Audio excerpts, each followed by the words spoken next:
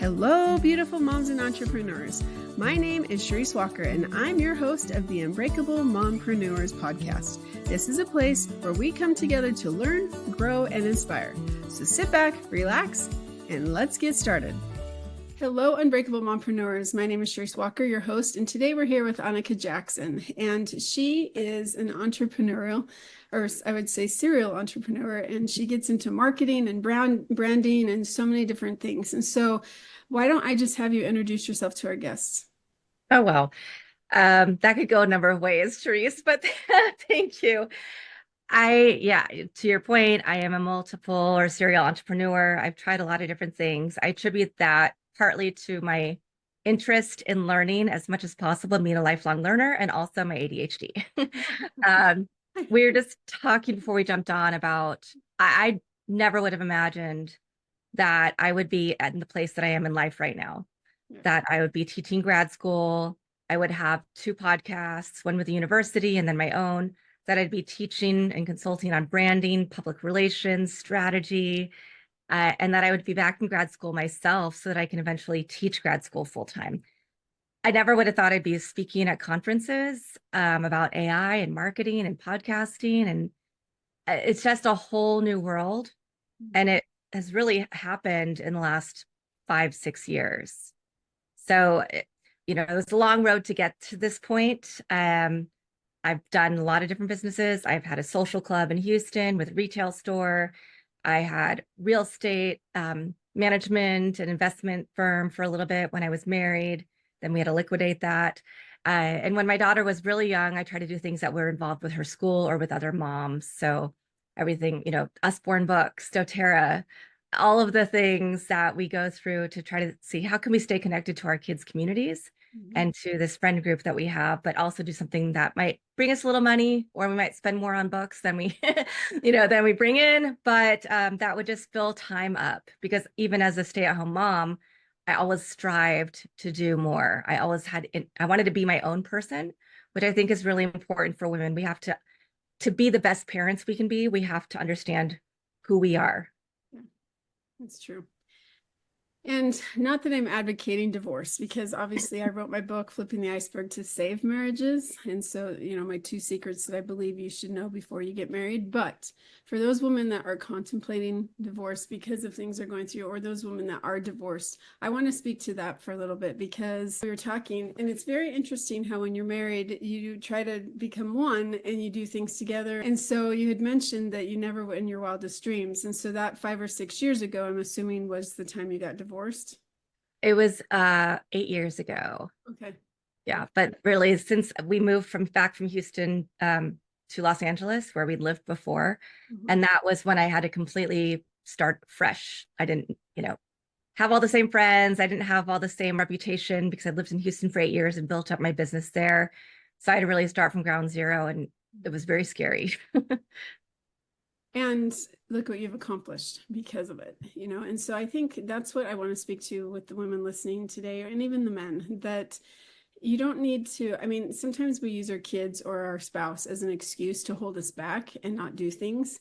And that's what I really want to get to the point of is, if you have a passion, if you have a goal, if you have a dream, don't let anything hold you back. Yes, it's important to be a mom. Yes, it's important to be there for your kids. And it's important to have that balance. I had this conversation with my daughter the other day, because we just got back from a long weekend, and I just said, sweetie, I'm just burned out. I'm tired. I just want to be your mom. And she starts crying. She's like, I want you to be my mom too. You work too much. And so that was kind of pulled at my heartstrings. Like, my daughter's only 11, and I only have so much time with her left. And my oldest 4, went into this depression because they're gone, right? And so I'm like, all right, this is the time you need to focus. And it's not that I can't be a mom, and it's not that I can't be a businesswoman. I just need to maybe get up a little earlier to get some things done so that I can juggle.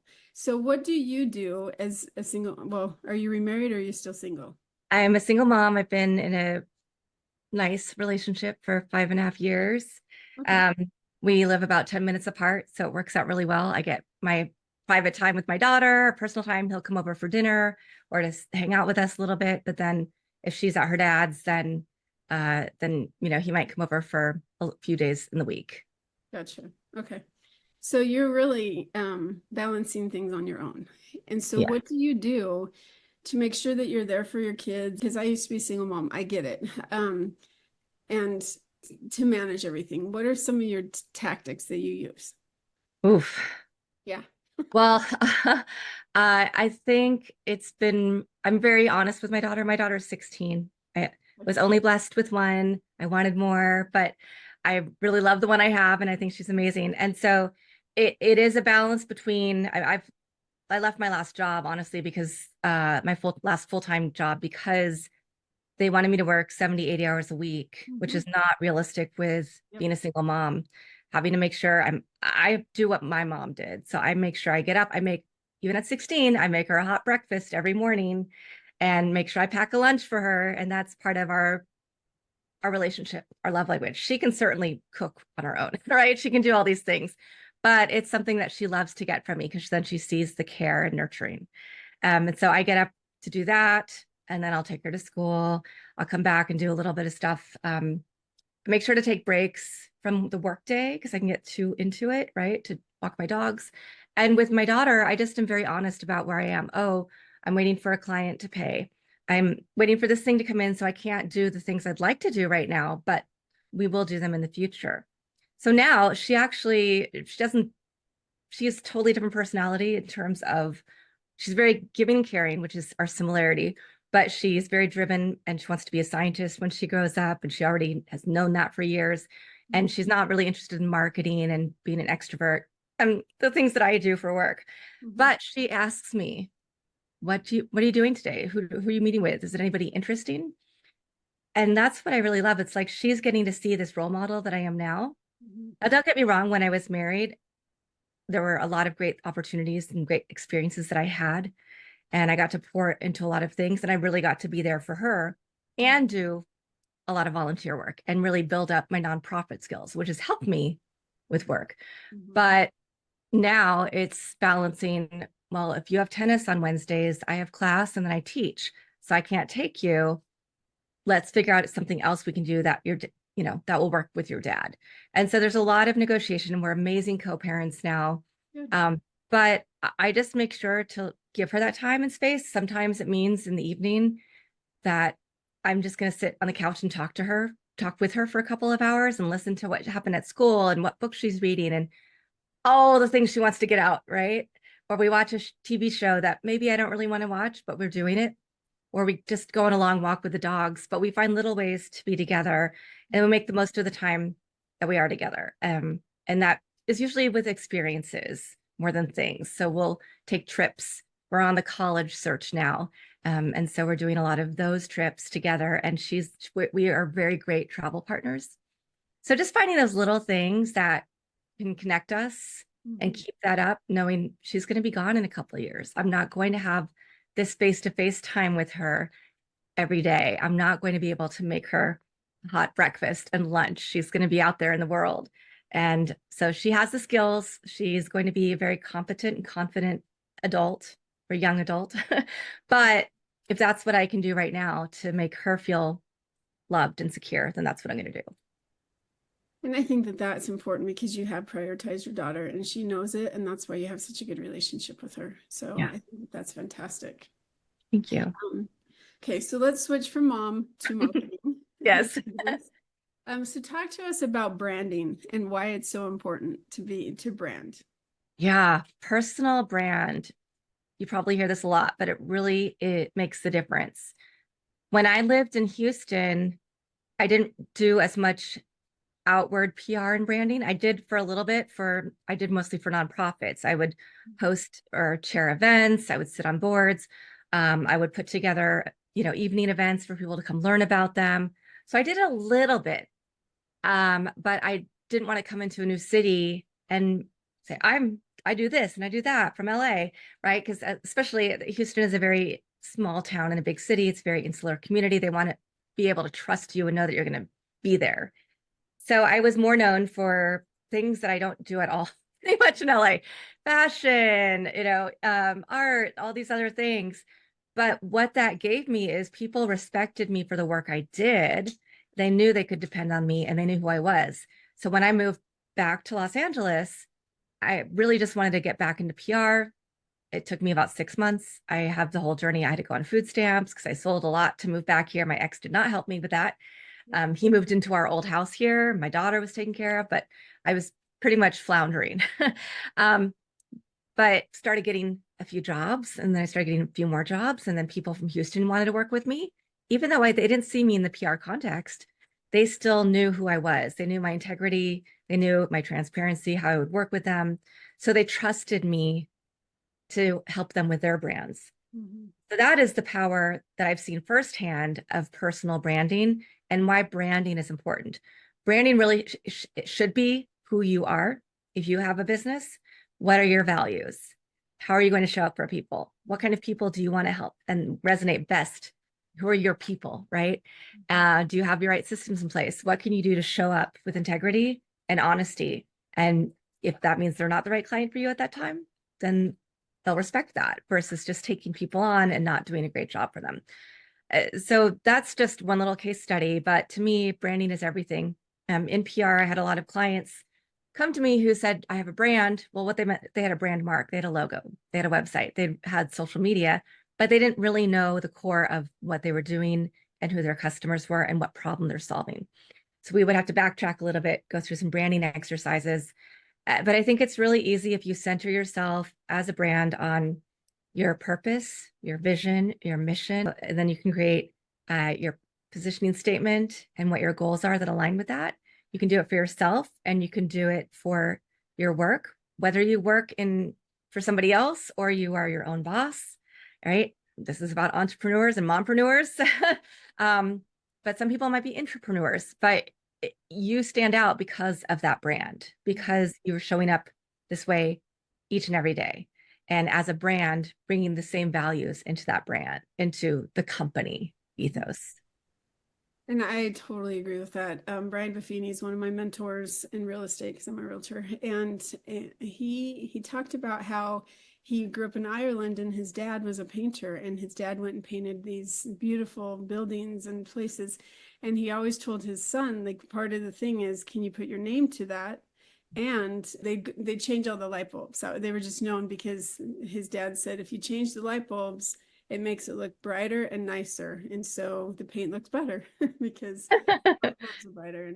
And so I mean, they had this brand that they had, and because of that they were known throughout Ireland, or at least in his area.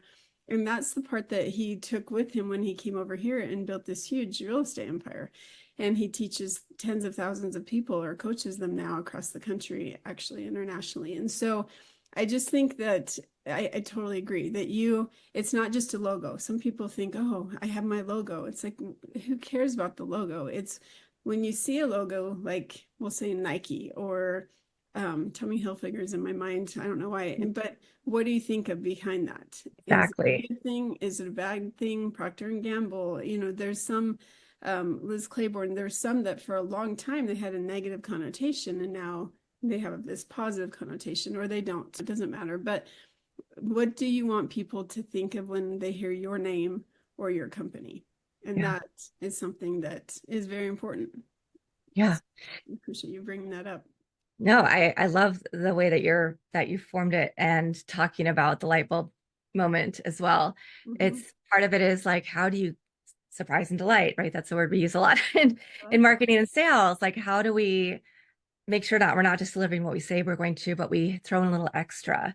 Mm-hmm. And for me, that includes, for instance, for my podcast, because I am on an ad network and I do make some money off of it. But I'm always striving to like, how can I create better systems so that my guests have a even better experience, that I'm Right. making sure that I'm not just having them on and saying, okay, thanks, but that I'm making sure they have a folder of content or whatever the case may be, and that I'm actually promoting it on in a timely fashion. And that those are all things that are SEO in the YouTube videos or whatever the case may be, right? I'm always thinking about like, how do I need to tweak my processes to get even better at this, because it's not just about me, it's a shared experience. Mm-hmm. And I want to make sure it's good for us. And then that makes it better for the listener. For teaching, I don't have an MBA or yet, right? I was getting my master's and then I got divorced and had to drop it so I could just go back to work full time. But I can relate to my students a little more Right. because my career's been varied. Yeah. A lot of them are thinking about becoming entrepreneurs instead of going into the world of work now, and or the world of, working for somebody else or a big brand company. So I want to bring that relatability and my lived experience and how I am a student so I can understand what they're going through as students, as well as what am I doing or what am I seeing right now in the market with AI, with marketing, with branding, with digital media, which is what I teach, that I can bring to class as lived experiences that I've done with clients or that I've seen really great case studies from so that I can share practical applications. And that has helped me gain a reputation where my students want to speak with me. Even if they don't have my class, I have an office hour link that any of the students in the program can use anytime. So if they just want to talk about their capstone, if they need career advice, if they want to figure out how to set up their own business because, gosh, they were working for somebody else and then that didn't work out, but they have all these people who want to be their clients for whatever their modality is. Mhm. And I do share with them, and then that just makes them realize, yeah, she said that she would do this in class. I don't have class with her anymore. I might have graduated, but she's showing up for me still. Yep, that's good. And I know as a former teacher that taught college as well and then became a director, it is important. And I think that, I mean, I love teaching. If anyone has never done it, it's just an amazing, it's the best payoff that you could ever have Yeah. in your life. So it's just fantastic. Okay, one last question before we go. Well, there's two last questions, but one last topic is you started a nonprofit organization. So for those women or men that are listening that do not want to maybe have their company, but they want to start a nonprofit, what is your advice to them? My advice is first make sure that nobody else is doing what you're doing, if it's neighborhood specific or city specific. One of the nonprofits I started was Houston Children Give Back. A few years later, the Greater Houston Community Foundation started the Center for Family Philanthropy and was doing very similar stuff. So at that point, we were able to dissolve. But when we started, we got to get a group of people together, figure out what was our mission. Do we see these opportunities for our kids and the way that we want to shape it? And the paperwork is a process. So maybe download it, make sure that you have everything checked off. I just am helping somebody else start a nonprofit, a client of mine, and the paperwork came back. They had just had a couple questions. I think it went to one of her addresses because if I'd had those questions, I would have answered them and we would have gotten the status right away. So make sure that you're also paying attention to the calls and the emails and mail, anything that you get back from the IRS when you're starting your status. My other nonprofit, Learn, Grow, Lead, we started because we wanted to make sure that we had a US branch for transparency, right? So nobody's paid, it's all volunteer. And then we have a partner organization in Ghana that we get all their meeting minutes, their bank records. We know that they're certified by the country. We have a home there for kids, and we know that that is certified. So you want to really think through what you know, what you want to do, but then what are the unknowns? And that's something that we didn't really do when we were so excited. We didn't think about what are the ongoing expenses of having, it's an orphanage, but it's you can't, adopt kids out of it. It's really a home, a safe place for kids who don't have a home to live, be able to go to school and all that. So, but we didn't think about, oh gosh, okay, we paid for the building, but is the organization there going to have enough money for recurring expenses to make sure that they're paying for all the help, meals, transportation to school, because the space that we were able to get was a little bit far from the schools. So you need to think through all the questions and ask people who might know more, or put it in, put it in AI now. What am I not thinking about with this topic? Here are the things that I know, but what am I not asking? And it'll do a really good job. We didn't have that when I started mine, but that's what I would do now is what are the things I'm not thinking about? Because it'll be able to tell you, here's some other questions that you need to make sure that you know.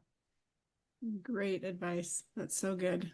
And I'm looking at starting a nonprofit. And so, I Oh, mean, I think that's yeah. advice to know. So I've heard that it's a beast, but I'm determined. Awesome. Well, and you have to have that. You have to be willing, like, this is something you really want to do in your heart of hearts. Mhm. And you're going to put as much as you can into it. Because if you're not going to do it that way, it's not going to succeed. It's not going to be a great brand. People are not going to believe in it. Right. Nope, that's very true. Okay, so my last question is, I want you to imagine yourself sitting on a park bench. And so I'm going to go 2 different ways and you can choose which one. Okay. And you're either talking to a brand new mother who's 9 months pregnant and sitting down on a park bench, and she first mother, and now that you've had the 16-year-old phase, any time of that 16-year-old's life, what advice would you give her? So that's the first question you can answer. Or the second one is, you're talking to your 19-year-old self. What advice would you give her?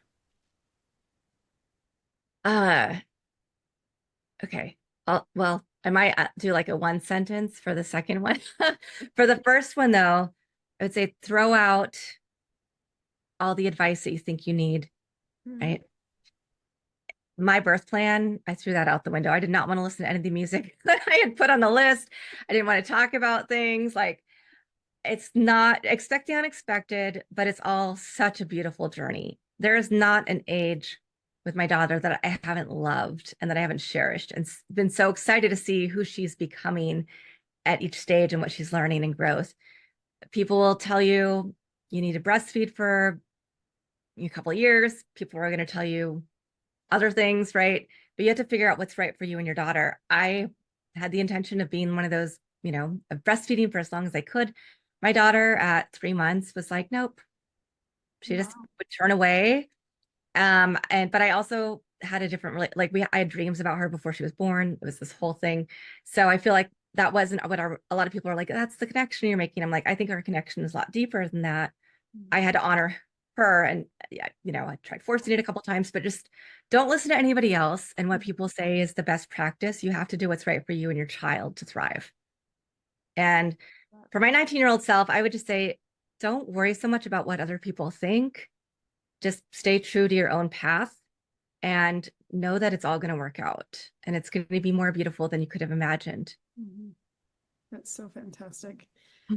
Well, thank you so much, Anika, for being on the show. It's great advice that you have, whether it be for business, whether it be for mom or your personal life. You're resilient and a perfect example of a woman who has been through a lot and has overcome, and is just, what's the word, glowing, shining, and you've come into your own. So thank you. And moms, if you're struggling, or if you're going through things like that, or if you want to reach out, Anika, how do they find you if they want to talk to you? Yeah, they can reach out on yourbrandamplified.com. I have a link that should lead them to my Calendly for a 30-minute gab session about anything. There's no sales pitch at the end of it. Just, I'm willing to talk if you want to start a podcast, if you're thinking about going back to school. I mean, I'm going to turn 50 this year, and I'm getting my master's. So you can do anything at any age. I'm happy to talk to you about strategy, branding, PR, AI, motherhood. Just bring it on. Nonprofits, right? Just bring it on. That's what I'm here for. Well, thank you. And listeners, reach out and go out and make it a great day. Beautiful moms, remember, you are unbreakable.